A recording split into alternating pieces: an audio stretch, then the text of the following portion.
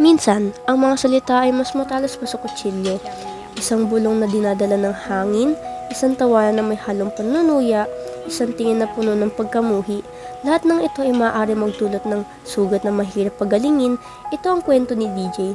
Isang kwento ng pang-aapi ng pananakit na hindi nakikita ng mata, ngunit nararamdaman sa kaluluwa.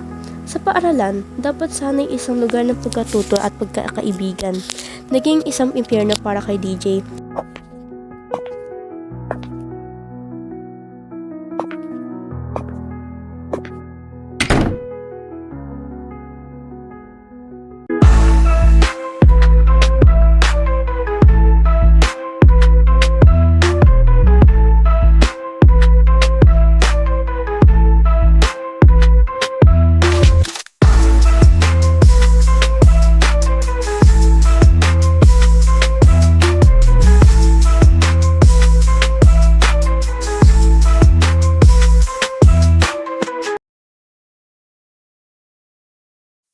Nag-aaral lang mag-isa si DJ, ngunit sila Sean at Marcus ay dumating.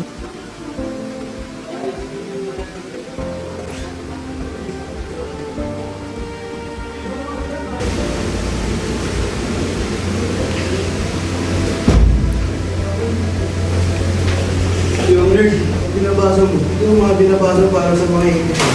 Marami ba?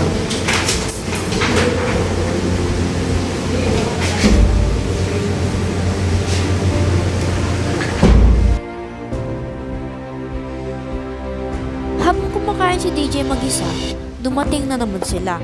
Ayaw pa rin nila tumigil.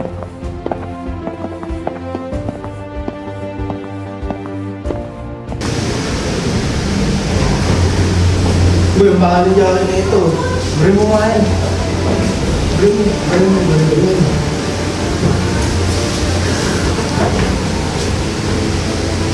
Ayun, ano ang kinain? Mukhang masarap yan ah.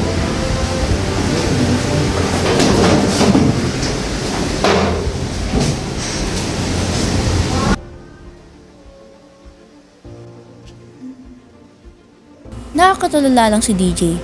Pinag-iisipan niya kung bakit ba sila Marcus at Sean ganyan sa kanya.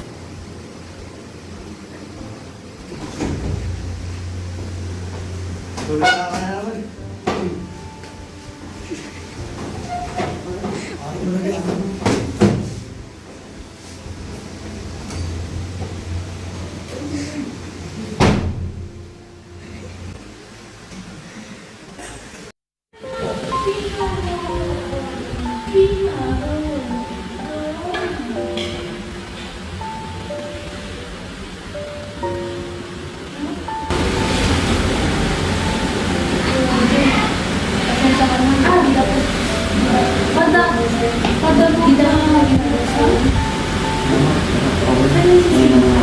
Hindi dapat kasanay.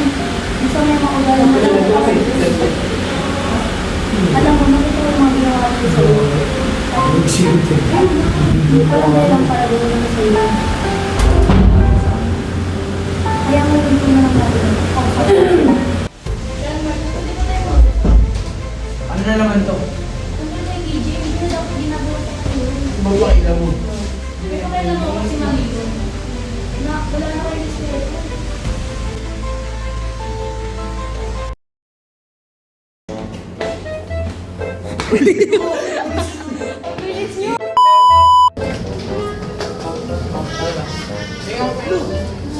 Loko-loko to!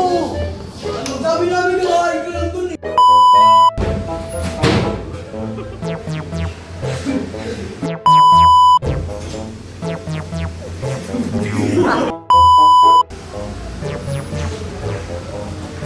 Sino binabasa mo?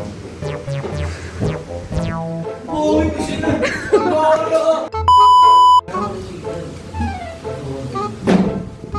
Ipon. Puro na yun ang hingi pa.